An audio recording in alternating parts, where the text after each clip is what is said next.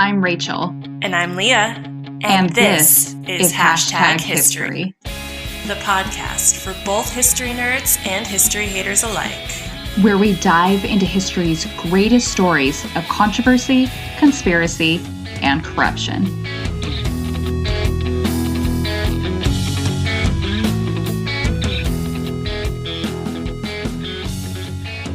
Hey guys, this is Hashtag History, episode 15. I'm Rachel. And I'm Leah.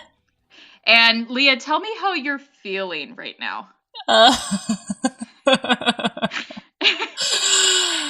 think it is starting to, hit in. I'm very sweaty. I just took 3 shots on a live stream on Instagram. And, because of our listeners who are bad influences. Yeah, they're really bad influences because they encouraged me to take 3 shots on a Wednesday night before recording an episode. So thanks, guys. And we still have a cocktail here, obviously, to drink. So correct. And I may or may not have made it a little stronger than the recipe called for. Even after 3 shots. I'm just like, I might as well go for it. It's 3 shots in, Go big or go home. Exactly. And you are already home, so there's that. Exactly. No need to Uber, guys. Oh, man. Okay, so before we get into this episode, Leah, I want you to tell me something that I am obsessed with that is not history. True crime. Abraham Lincoln. Keep going. Ballet. Maybe think music. Crooners. All right. Well, I'm just going to tell you. Jonas Brothers. Okay, what? Okay. Well, that was unsuccessful, but now you guys know everything that I love, so. I am obsessed with Frank Sinatra. You know what? I didn't know that. Are you being serious? Which is interesting because Nico, my husband, hardcore obsessed with Frank Sinatra. Like, knows every single lyric to every single song. Yes. Oh, I guess I did know that because you did like a Christmas dance to a Frank Sinatra song. Never mind. I knew that. Yeah, I think for the last 10 years that I've been choreographing, I have used a Frank Sinatra song every year, some way or another. Yeah, that's probably true. Okay. It's all clicking in. I got it. So, for Leah now, and for everyone else, FYI, I'm obsessed with Frank Sinatra. When I am asked, what my favorite genre of music is, I always go, that Frank Sinatra smooth jazz genre. That's always my favorite. Yeah. And another thing that I like about Frank Sinatra is that everybody knows who he is. Everyone has heard Fly Me to the Moon or New York or My Way, which, by the way, quick fun fact, My Way is Frank Sinatra's most well-known song, and he actually hated that song. I feel like that out of all of his songs is probably the most overplayed, so perhaps that's why. That's exactly why. He was, when his audience would call for the song, he's like, no, seriously, I'm sick of that song. It's like, no, please. Yeah, so anyway, everyone knows about Frank Sinatra. They know who he is, but I doubt many people know that Frank Sinatra was once arrested for adultery and seduction. He had major ties to the mafia, including some of which that tied him to the Kennedy family. The FBI had a file on Sinatra that was over 2,000 pages long. His son was kidnapped and held for ransom. He was blamed for being responsible for Marilyn Monroe's death. Oh, and he had an extremely violent temper and may have actually been a jerk. So, yeah, with that revelation about my favorite singer, Leah, I think I need a drink. And I need my fourth drink? Okay.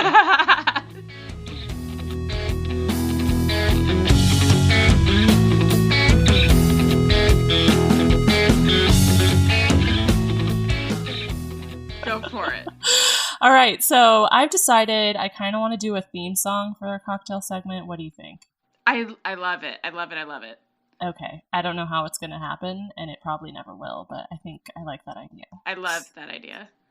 Especially since we're talking about music or Frank Sinatra music. Yes. You know. Let's do something. Okay, so this week, in honor of Old Blue Eyes, I wanted to do a cocktail that I thought he might kind of like. So apparently Frankie's favorite liquor was actually Jack Daniels, which is just fine with me since whiskey is, as we all know, my favorite as well. So thank you, Frank. Yay. Yeah, so he supposedly discovered Tennessee whiskey after asking Jackie Gleason to suggest a drink that would, quote, get me smashed. I've asked the same thing before. Like, exactly, make me one that's gonna get me smashed. Exactly. So Gleason's response, of course, was Jack Daniels. That's a good place to start. Oh my God, I love it. Yeah, so Sinatra drank it, and for the rest of his life was even... Wait, what? So Sinatra... Oh my God. Sinatra. So Sinatra drank it, loved it for the rest of his life, loved it, and was even reportedly buried with a bottle of it. That's a little too far. Like, I even asked Nico about this, and he was like, yeah, he was. Jack Daniels. Oh, wow. So it's not... I think it's true, maybe. I love Frank Sinatra, but I did not know that. Yeah, so when sipping his whiskey, Sinatra preferred to keep it simple, unlike me, because I'm bougie. So he just added some ice, liquor, and a bit of water, but so some people add a little bit of water, so it's not quite so strong. Okay. But we can't do that. We can't sip straight whiskey, right? I mean, I did just take 3 shots of whiskey, but sipping it, especially sipping Jack Daniels, that sounds gross. So I'm making a fancy cocktail instead, and all you whiskey straight up on the rocks freaks can just deal with it, okay? Cool. Okay, so this is the Sinatra Smash. Are you ready? I'm so ready. Okay. 4 fresh blackberries muddled. 1.5 ounces of fresh sweet and sour mix. 1/4 ounce of vanilla simple syrup. 1/2 ounce of blackberry liqueur. Chambord, I think, is the kind that I used. And then 1.5 ounces of Tennessee whiskey. Preferably Jack Daniels, which, as we've discussed in recent episodes, I actually used Jim Beam instead. I'm sorry. As do I, because it's your liquors that I bought you, so. Okay. Can I make a confession? Yes. So you're amazing, and you always post the cocktail, like, ingredients and instructions and stuff for me to put together, like, several days in advance. Yes. I just made this, like, obviously right before we started recording, but it wasn't, so I looked at the same thing that you just read, but it wasn't until right now when you said muddled for the blackberries that I was like, did you just pop them in there? Up until just now, yes, they were, like, just sitting in the glass. I just muddled them with my fingers. So. Like, I'm imagining you doing it while I'm talking. Yes! Just, like, slowly squishing a blueberry between your fingers. While you were saying all of that, I was squishing them with my fingers. Oh my God.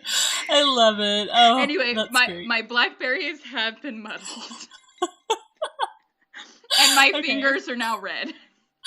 Oh my gosh, that's so funny. So, as Rachel said, you are supposed to muddle the blackberries with the sweet and sour mix. And then add in simple syrup, the blackberry liqueur, and the whiskey. Shake with ice until chilled, and then strain over cracked ice in an old-fashioned glass. I don't know what cracked ice is. Yep, I just got the stuff that shoots out of the fridge. So. Exactly. And then serve, garnished with a mint sprig, and as we know, neither Rachel and I ever actually do a garnish. So yeah, but I am gonna admit that I have actually already tried this drink because I was so curious about it, and it was such a kind of weird combination of things that I was worried about it. So I tested it out, and it might be my favorite drink that we've made on this show so far. Oh my God. Yeah, really? And I wouldn't say it's like the best tasting one in the world. It's actually kind of weird, but it's just like there's something about it that I really, really, really, really, really, really, really like it. All right. So then you want me to try it now? Yes, please do. I'll take a sip and then I'll go into my little fun fact about it real quick. Okay. Here we go. Mm-hmm. Or here I go, I guess.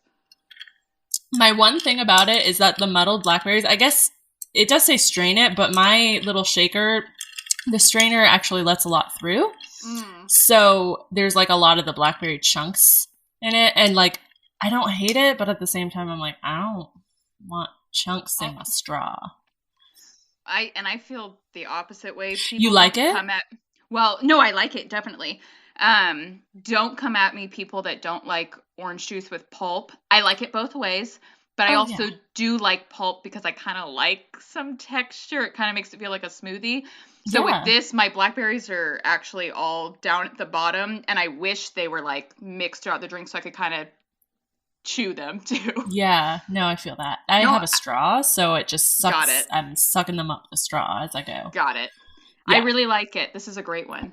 Do you actually? No, I really, really do. Okay.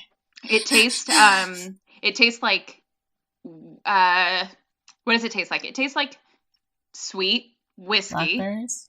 Mm-hmm. I don't know that I taste the blackberries just yet, but it tastes like sweet whiskey that is purple, and that's what I like about it. It tastes like purple whiskey, guys. Mm-hmm. Okay. Well, fun fact about Jack Daniels, since it is his favorite. Okay.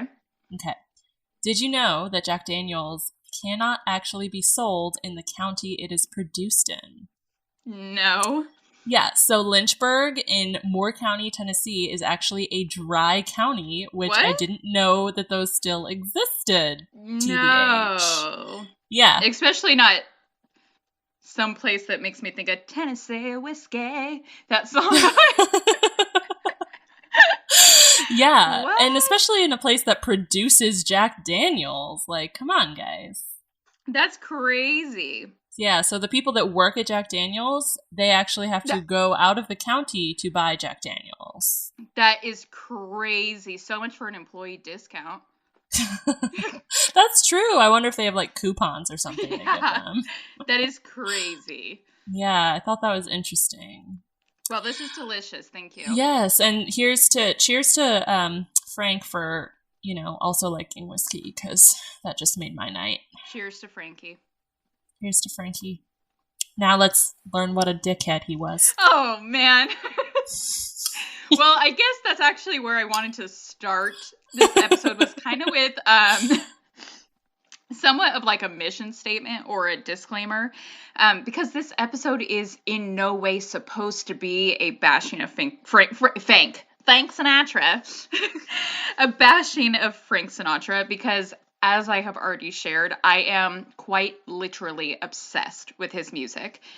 The intent of this episode, as with every episode, and the very reason why we started this podcast, is just to provide greater insight and introduce you all to something about history that you likely didn't already know. I'd also like to say here that Leah and I both have had several shots of liqueur, and so I am going to stumble throughout this episode. Right. I'll cut some of it out, but I'll definitely leave a lot in there just for our viewers' pleasure. So you're welcome, guys. All right, so let's start at the very beginning. Sinatra was born on December 12th, 1915, which December 12th is my baby brother's birthday. And also, by the way, he's going to be 21 this year. Are we going to take him out for drinks? Can we please? As if. Jared is... straight edge. Straight edge. Thank you. That's the perfect word I wanted to use. Also, just a note to all you guys that children born in 1998 are of legal drinking age this year. Okay? Okay. Anyway, Sinatra weighed 13.5 pounds at birth. Which, holy. Yeah. My baby brother that I was just talking about, he actually weighed 12 pounds at birth. So they have some similarities here. Oh my gosh. Jer. Yeah. My brother's name is Jared. I'm going to have to tell him to listen to this episode because I'm going to actually talk about him a lot in this episode. Oh, that's nice, though. Yeah. Anyway, so Sinatra, 13.5 pounds. My brother, 12 pounds. My poor mother and poor Mrs. Sinatra. Truly, truly. Baby Sinatra was so large, in fact, that he actually had to be removed from his mother's womb with forceps. You know those, I'm talking about those like clamp things? And they actually ended up leaving him with a permanent scar. Leah, I've uploaded a later picture of Sinatra for you to look at and to check out that scar. Oh, yes, on his chin. I guess I never noticed that. He has a little, a pretty big scar on his chin. Yeah. Did they really just clamp his face and pull him out? Yes. Can you imagine? In 1915, they quite literally clamped his face and pulled him out of his mother's vagina. Ew. Okay. Yeah. So the reason why I think you said like, oh, I've never noticed that about Sinatra before, it was actually really difficult to locate a picture featuring Sinatra's scar because he was very intentional about only being photographed from the right-hand side. He was very self-conscious about that scar. He was actually, sadly, very self-conscious about many aspects of his appearance. He had pretty bad acne as a teenager, and that also left scars on his face, which he would use makeup to cover up. He was also self-conscious about his height. He stood at 5'7", and so he would sometimes wear heightened shoes. He had one of those rags to riches, typical musician trying to make it in the big world stories. He never actually took music lessons and never learned how to read music, which is absolutely fascinating to me. For our listeners that do not know, Leah can play guitar. And can you play the piano too? Yeah, I took lessons like in middle school, so I mean I can piddle around on it. That's what I thought. Also, by the way, guys, she has an absolutely phenomenal singing voice. Says the person who can sing like an angel. Let's just compliment each other for the rest of this episode, Rachel. This might get awkward for everybody. My point in sharing that, though, also saying for myself, so the reason why I share that, and also share that I can play the piano and I sing in choirs and stuff when I was growing up, why I say that is because hearing that someone like Sinatra never learned how to read music is so crazy to me. Mm-hmm. Because being able to read music is the only reason I know how to play the piano.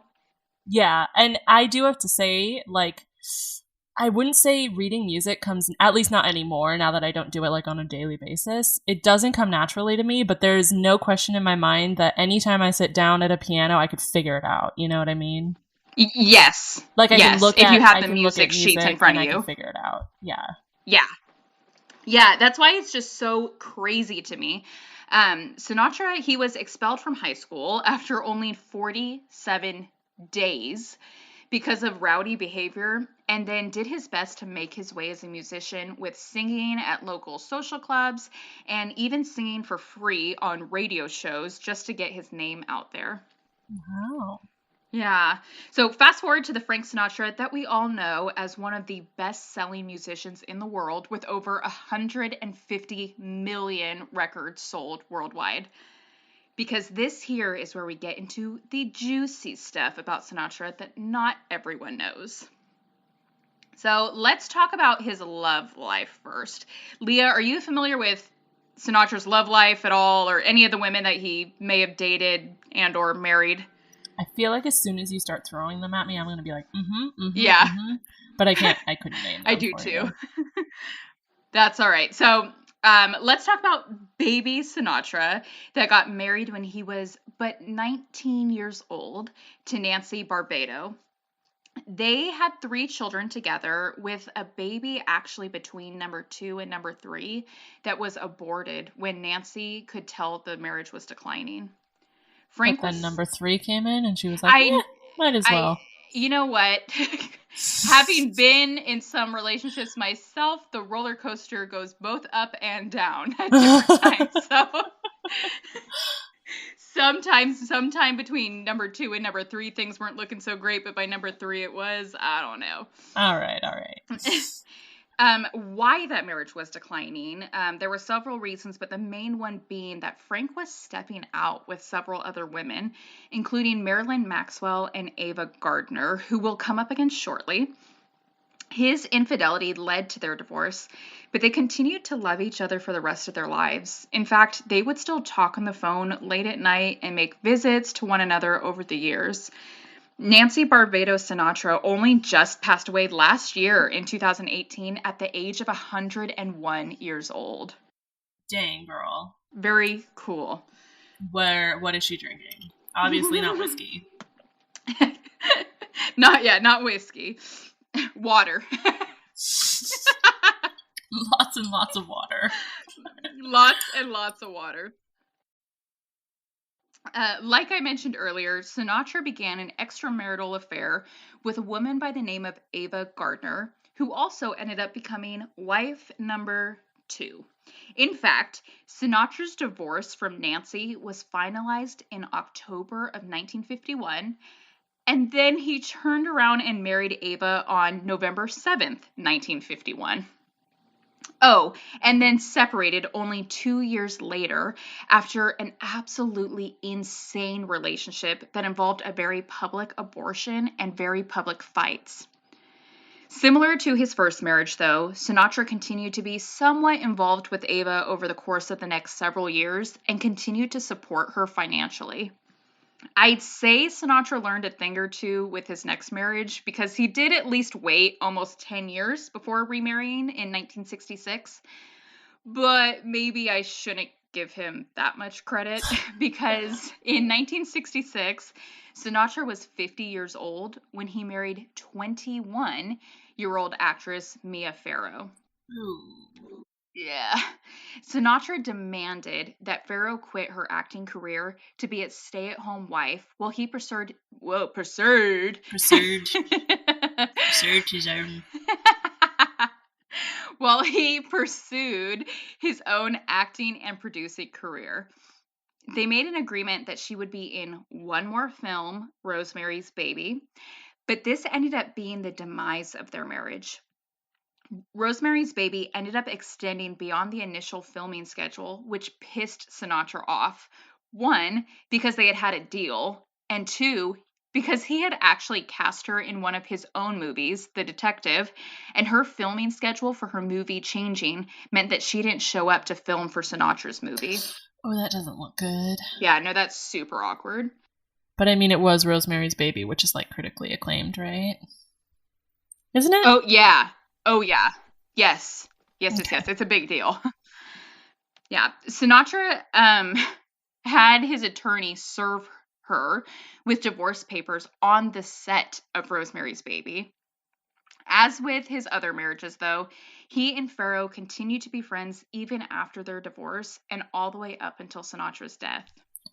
Maybe that's something we can take away from Frank, is how to go through divorces and breakups without like having it mean the end without of the relationship. Having to unfriend them on Facebook. Exactly. Yeah, without having to block them on LinkedIn. Not that that's happened. Who even does that? Who blocks people on LinkedIn? You would be surprised that I have had to do that. Oh my gosh. Wow. Whew, I mean, anyway. not wow, like, no judgment, just like... Wow. I've never been in that position. I unfortunately have. So, anyway, moving on to Sinatra. Right, sorry. Nearly a decade later, in 1976, Sinatra married his fourth and final wife, Barbara Marx, whom he remained married to until his death in 1998. Which, that just now made me realize that Sinatra died in 1998, the same year that the brother I keep referring to was born. Yeah. So is it just me, or do Sinatra and my brother have a lot of ties? Does your brother sing? He actually has an excellent singing voice. I was going to say, I feel like I could picture him being like a really good crooner, just like Frank Sinatra. And he plays the guitar, he plays some piano. Just saying. Ladies. Sinatra had many extramarital affairs with very famous women, some that even led to engagements. Two of those very famous women were Judy Garland and Marilyn Monroe. As for Garland, they had two very romantic getaways, one with one while Garland was still married to the guy that would one day give her Liza Minnelli, and the other in the aftermath of Sinatra's failing marriage with Ava Gardner. Marilyn Monroe is a whole other story. Not only did Sinatra have an affair with Monroe, but he was also buddies with Joe DiMaggio, Monroe's second husband and Yankee baseball player. So that's weird. I feel like it's like back then, it was like Hollywood was small and they just all slept with each other. Yeah. And they all were just, you know. It was a thing. It was a thing. Yeah. There is one particular infamous story about Sinatra and Monroe in which Sinatra and DiMaggio were out to dinner together when a private eye that DiMaggio had on Monroe informed him that Monroe was in a nearby apartment with another man. See, although DiMaggio and Monroe were still married at this time, their marriage was declining, and DiMaggio was becoming increasingly paranoid about Monroe's cheating, so he paid for a private investigator to tail her. When DiMaggio and Sinatra both learned this, they raced from the restaurant, without paying the bill, by the way. That's just one added element to this scandal. And then they went to raid the apartment where Monroe and this mystery man were staying. When they broke into the apartment room, they found instead a woman by the name of Florence Coates, who was absolutely terrified. They had gotten misinformation and broke into the wrong room. Oh my gosh. But for Miss Florence, she sued them later on and won. Good for you, Florence. DiMaggio and Monroe later divorced, but it ended up leading to resentment from DiMaggio toward Sinatra, as he then watched Sinatra turn around and have an affair with his ex-wife. Oh, yeah. Right. DiMaggio ended up despising Sinatra so greatly that he would later go on to accuse him of causing Monroe's death, and even demanded that anyone he ever associated with never mention Sinatra's name in front of him. Now, Sinatra's lady troubles extended far beyond just his tumultuous marriages. They extended so far as to put him behind bars. Leah, I've uploaded a picture of young Frankie for you to look at, and I'm going to bet that this image of Sinatra is not exactly what we usually envision when we think of Frank Sinatra. Okay. Oh, little baby Frankie. Yeah, it's him obviously being arrested. You know, it's a mugshot, the front and side view of him. And it's probably the youngest picture I've never seen him this young in a photograph before. Yeah. So he's very young. Mm-hmm. It was back in 1938. So yeah, he was a youngin'. And this story is crazy, and mostly just because I'm analyzing it by today's standards. Basically, back in 1938, Frankie was thrown in jail for a charge of, drumroll please, seduction. Okay. I didn't think. Okay. Well. Seduction. I just don't have a comment. Okay. Yeah. So back in this time, a man could be put away for getting a woman to sleep with him, often with the promise of marriage that was not necessarily followed through with.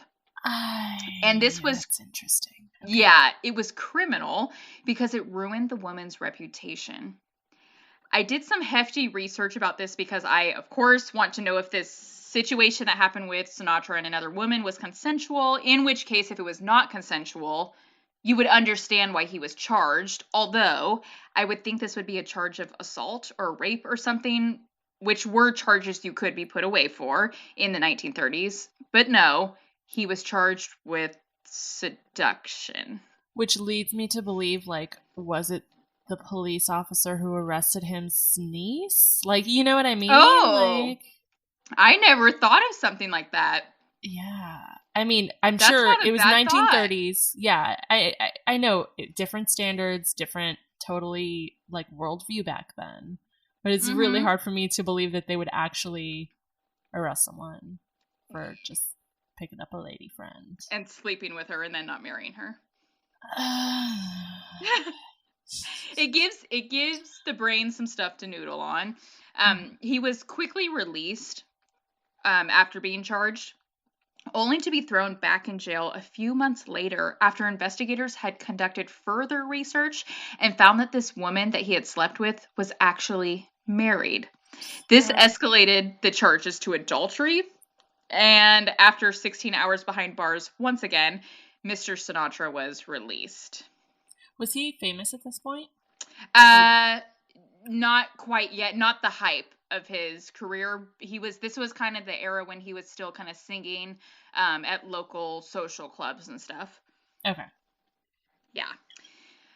This wasn't the only time Sinatra came in contact with law enforcement. In fact, the FBI tracked Sinatra for over 40 years, collecting thousands of pages of data about him, which were made public after his 1998 death and can actually now be read online. This is crazy to me. Frank Sinatra had an FBI file that was thousands of pages long. I think that alone is such a fascinating piece of history and is totally something to geek out about that, like, most people don't know. The next time a Sinatra song comes on, I dare you guys, our listeners, to challenge the person sitting next to you and say, hey, but did you know that the FBI tracked Sinatra for 40 years? It's fascinating. So yeah, that is fascinating. So why was the FBI so fascinated with this famous musician? Because he was an adulterer? Well, that's one. That's a good one. Okay. One of the biggest ones was there was a rumor that had circulated for years that Sinatra had paid a doctor upwards of $40,000 to basically write him a doctor's note stating that he was medically unfit for the World War II draft. This did not look good to the public and became a PR disaster. But more than that, it did not look good to the FBI, and they opened up a case to look into it.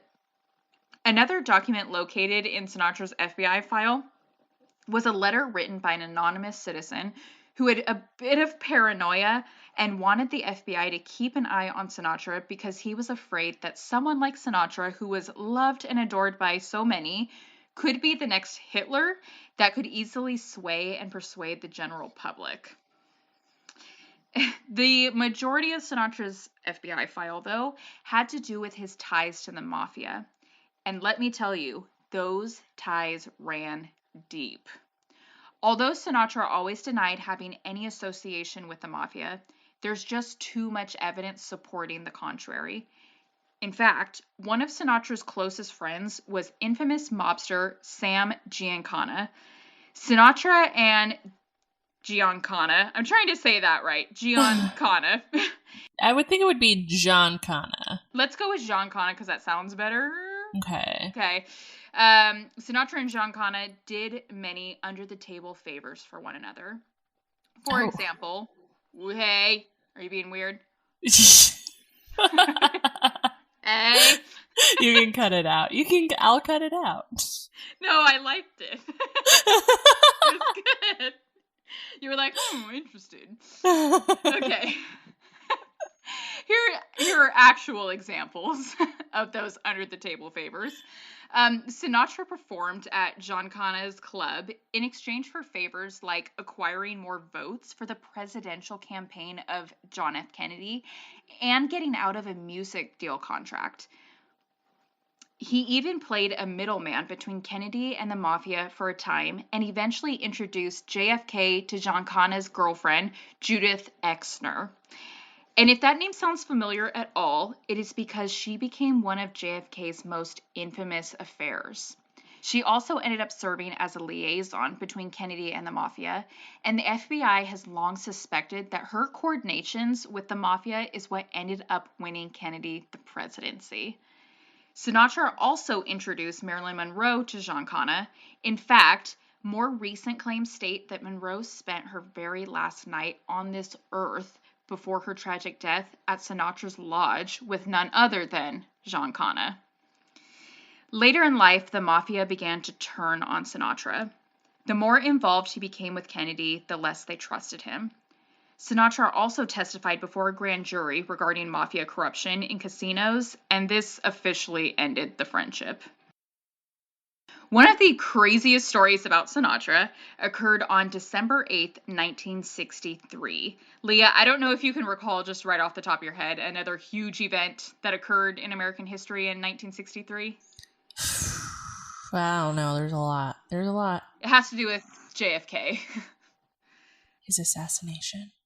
Yes, which, can I just say, like, a very cool side note, my great-grandma kept the newspaper, the Sacramento Bee, from when JFK was assassinated that day, and I still have it. Oh, that's really cool. Isn't that cool? Yeah. So my dad, he actually says that he remembers specifically where he was when they announced it.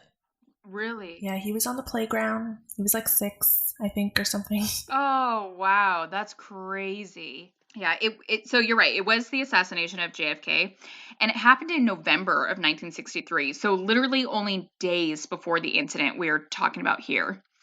So Frank Sinatra had a son, Frank Sinatra Jr., that he also pursued a singing career.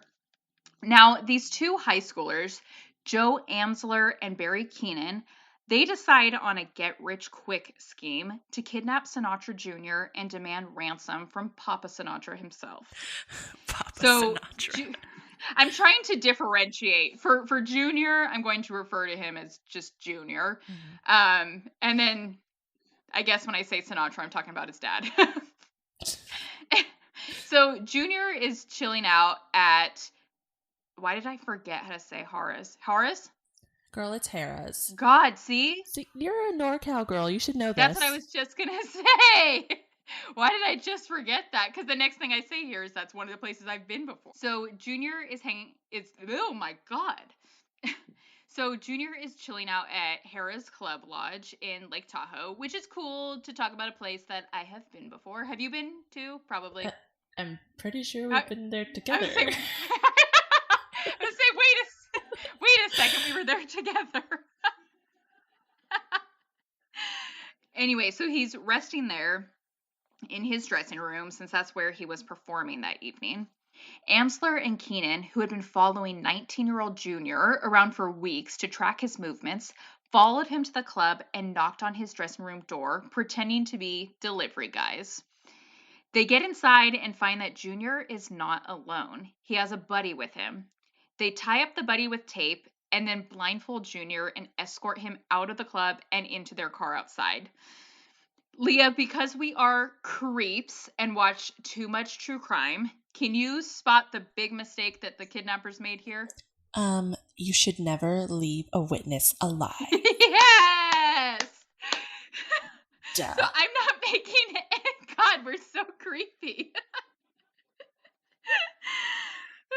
I'm not making any suggestions about what you should do in a situation like this, but maybe don't leave a witness behind, alive, and tied up with tape. And that is where my audio cuts out, guys. This is Leah, and due to some technical difficulties, my audio just decided to stop recording about 10 minutes before Rachel's did. And instead of trying to re-record and waste time, I thought you guys could just enjoy Rachel's voice for the rest of the episode. Although I hope you don't enjoy it too much, because that means that I'm pointless in this entire podcast. So please enjoy. Thank you, and good night. It doesn't come with much surprise that this buddy ends up breaking from his binds and notifying the cops ASAP. The cops jumped on it, setting up roadblocks and stopping any and all suspicious drivers passing through. And, believe it or not, they actually did stop the kidnappers, but they somehow charmed the cops enough to get by and continue on with taking Junior to Los Angeles, where they had a little hideout. By the next day, the kidnappers had contacted another buddy of theirs. Also a mistake, but I'll stop giving kidnapping advice now. So the kidnappers, they call up a guy named John Irwin who handles all things ransom. So Irwin, he calls Papa Sinatra and demands $240,000 in exchange for his son. Sinatra complies with this request, but in the smart way. By this point, the FBI has gotten involved, so Sinatra delivers this money to the FBI to coordinate meeting the kidnappers between two school buses located in, I'm so sorry for anyone that lives there, I don't know how to say it, Sepulveda, California? It's a place in California, guys. So Amsler and Keenan go pick up the cash. In the meantime, Irwin, remember, the buddy they brought in after the fact, the huge mistake, well, he proves himself to be a huge mistake because he freaks out while the other kidnappers are gone and he lets Junior go. Junior was found sometime later in Bel Air, where not Bel Air the store, but Bel Air, California, where Fresh Prince of Bel Air is from. So it's while he's in Bel Air that he notified the first police officer that he found. Sadly, Junior couldn't give much information about his kidnappers because he had been blindfolded and had barely seen them.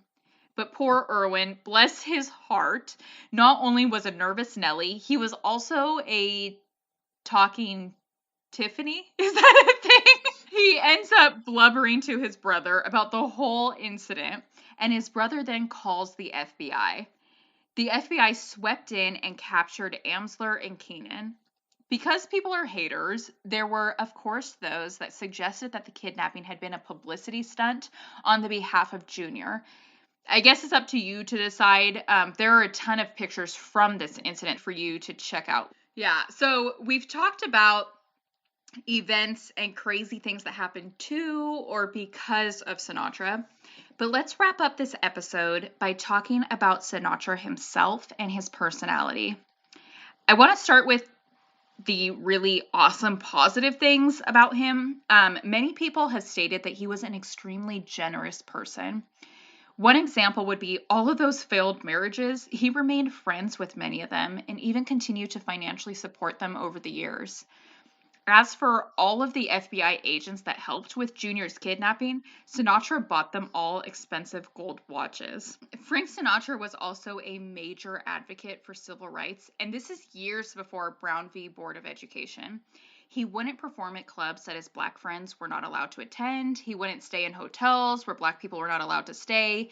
He wrote songs about the importance of equality with lines like, "The children in the playground, the faces that I see, all races and religions, that's America to me." Diving into the darker sides of his personality, though, he was also an extremely emotional person and could go from extremely happy to extremely sad or extremely angry in a matter of seconds. He was known to have, quote, a cruel streak in his personality and could become violent when angry, screaming and cursing out at other people. Sadly, Sinatra really struggled with depression too, and he actually did attempt suicide 4 times. Yeah, the majority of those times were when he was going through that really tumultuous relationship with Ava Gardner. And I am the worst person on the planet because that's actually the end of the episode. My God. Well, thank you guys so much for tuning in to this episode of #History. We will post the pictures that Leah described to our Instagram, and you can head to our website to see all of the sources we use to put together our episodes. If you enjoyed the episode, do us a favor and subscribe to #History on whatever podcast platform you use. Share it with a friend and give us a rate and review. And as always, be sure to check us out on Instagram at #history_podcast. If you check us out on Instagram, sometimes Leah does fun live videos where she takes 3 shots at the pressure of our listeners. All right, well, thank you guys. Bye.